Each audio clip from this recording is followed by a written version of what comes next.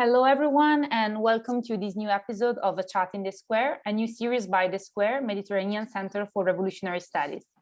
About a month ago, on the 20th March, Ankara issued a presidential decree announcing its withdrawal from the Council of Europe Convention on preventing and combating violence against women, the so-called Istanbul Convention. More recently, the so-called Sofa Gate has raised the debate about the vision of women and their rights, their role in Turkey once again. We have invited today Chiara Maritato to delve into these issues and to help us understand more about them. Hello, Chiara. Hi, everyone. Thank Chiara you is a for the invitation. Thank you for being here with us. Chiara is a postdoc researcher at the University of Turin. She focuses on the management of religion in contemporary Turkey, on women's religious engagement, and on Turkish presidency of religious affairs policies towards women and towards the family. In 2020, she published a book titled Women, Religion and the State in Contemporary Turkey. So, Chiara, I would ask you, what is the Istanbul Convention and why did Turkey withdraw? Why was Turkey, first of all, the first country to ratify it? Yes, Turkey was the first country that ratified the convention, but also Turkey was a country that invested a lot in the preparation and the preparing works, the studies and the activities that have prepared the convention. That means that starting from 2011, 2012, so the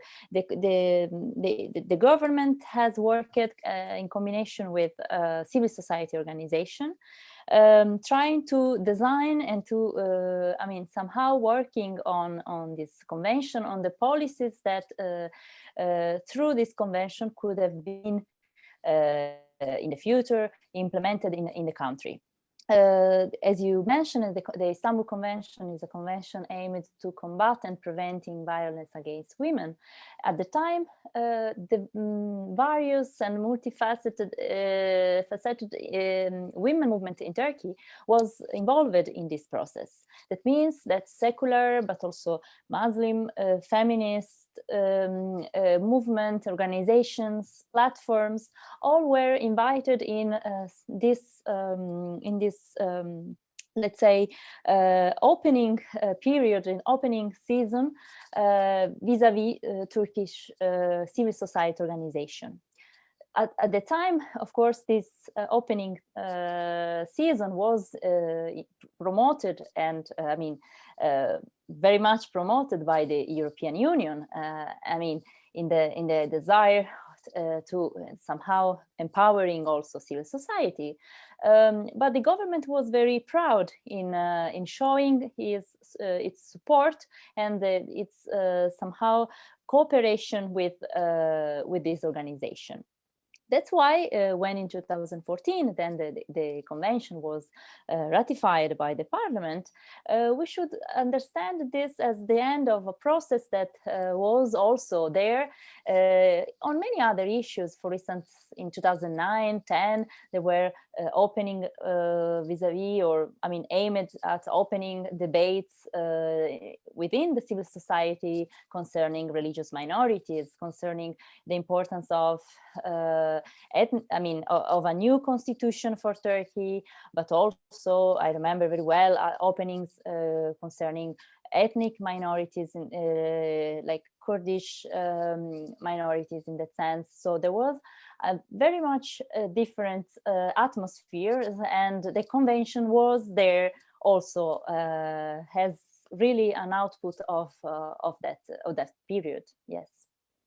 Okay, so the convention was, we could say, a cherry on top of an atmosphere, a period of opening, of political opening too, if I understood it well. But so why did Turkey now decided to withdraw from this convention, and how can this withdrawal be contextualized within the current policies of the ruling party on gender issues, Chiara?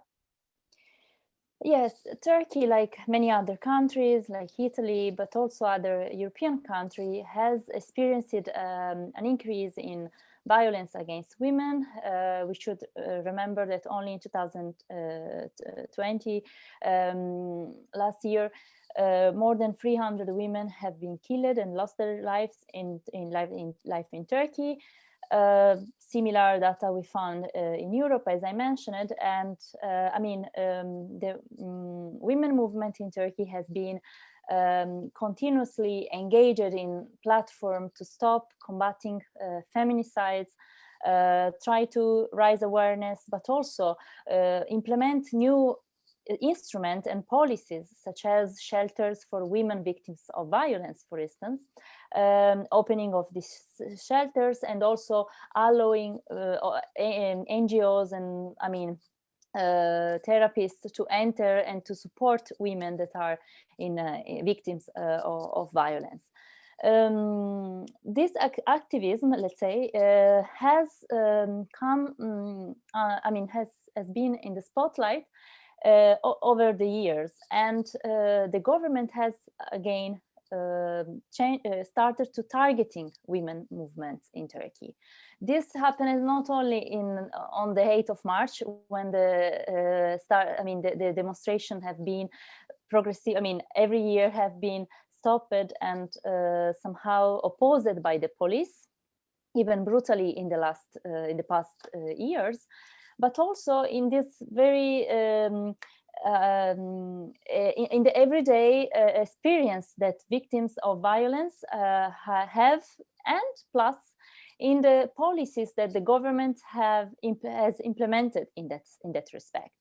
These are again not only some nominal changes, if we consider, for instance, the change of, let's say, or better, not the change, but how the government has somehow reframed the violence against women in the official narration has a narrative is now a violence within the family, domestic violence, in the attempt to somehow divide the women movements, and in the attempt to again try to somehow also change and the importance of what women experience and the violence that women experience, especially within the family, and especially by husband or relatives, male relatives. So first of all, there have been starting from 2014-15, especially a change in this respect as it pertains domestic violence, for instance. This change has been, let's say, we can find this in governmental discourse, but also in some agencies.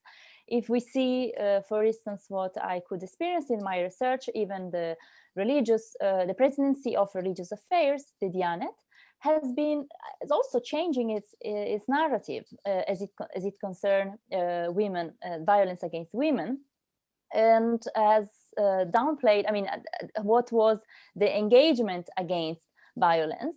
And for instance, in the very early 2000s, in 2006, 2007, the Diyanet was very engaged in trying to let population understand that there was nothing relating Islam and violence, and trying to promote equality, gender equality, or at least trying to promote respect, and of course also equal right to study, right to work for women within also religious or conservative population. This also has changed in the sense that again the focus is more and more on the family as the sacrality of the family, the traditional family, somehow the continuously referring to the rise of divorce, for instance, rate, as kind of treats that the traditional Turkish family is experiencing in these days, with completely avoiding to mentioning also this data that I mentioned before of, for instance, feminicides. So this is also a combination of factors. So that means that there is this, of course, governmental discourse, but also the discourse of agencies, and that are also somehow promoting this change from women to family.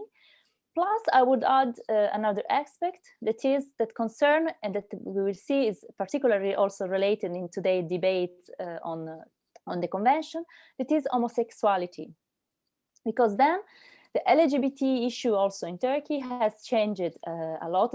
I mean, how the government has again completely opposed the homosexuality, but also not only define it as a disease and perversion, but also, I mean, considering the fact that this convention is somehow aimed at normalizing homosexuality, normalizing same-sexual marriage, and so on and so forth. So again, this is, I mean, something that is part of this different narration that is performed. One of the reasons is that the government is trying to reach more conservative part of the population, and try to somehow reach for probably future electoral competition, this part of the population that might somehow be considered disturbed by this convention, saying that the country, I mean, the Turkey, it's able to somehow grant, I mean, that women's rights are granted in Turkey, and by national level there are national laws, so there is no need for international laws in this respect. And that's the official again narration and narrative that is performed by the government, of course. And so, how did other international actors comment not only this withdrawal from the Istanbul Convention, but also the decline of women's rights in Turkey, but the narrative that goes against divorce or goes against homosexual rights? For example, we have seen tensions with the European Union. So how does the issue of women's rights enter within the relations between Turkey and the European Union, for example? Yes, as I mentioned it at the beginning, the Istanbul Convention was part of a season in which Turkey was somehow showing its role as the impact of this engagement in civil society organization, talks with the state and with the government. The opening of a civil society season, which was promoted and supported by the European Union, that's for sure, for years. At the time, especially, was supporting and still, I mean, but at that time was flourishing the civil society organization in the country.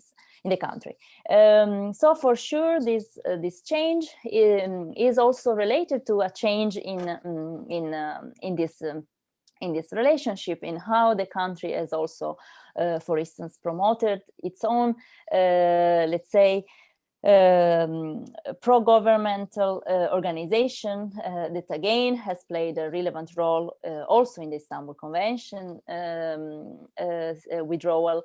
And so it also somehow marked a change in the relationship between the state and civil society, which opened another important debate that is, and in the issue, that is actually what is concerned the human rights and, of course, somehow also how different positions and different opinions are respected and within the country. So this is also another dossier that is there and that should be also considered by the European Union. And so at the time, the flourishing of civil society organization was, for instance, also in that sense, in the respect of human rights. When I was talking about this opening concerning religious minorities or minorities in the country, that was precisely in that sense. So for sure, the same European Union that was promoting this and empowering of civil society is now seems now quite blind in considering how the civil society has also evolved in the country. Yeah. Okay, and how would you contextualize the recent so-called Sofagate in this pattern and in this evolution of the relation between Ankara and the European Union? Yes, the Sofagate has been the name often, is cute, yeah. Yes, has been largely also somehow linked in the press, as I could read, linked to also the Istanbul Convention, and it has been somehow used to also some very, less punctual reflection on women's rights in the country. I think the issue, and of course, this Sofagate and what has concerned particularly Ursula von der Leyen has been, let's say, considered mostly concerning what happened in. While she was about to sit, but less attention has been devoted to what was the topic of this meeting.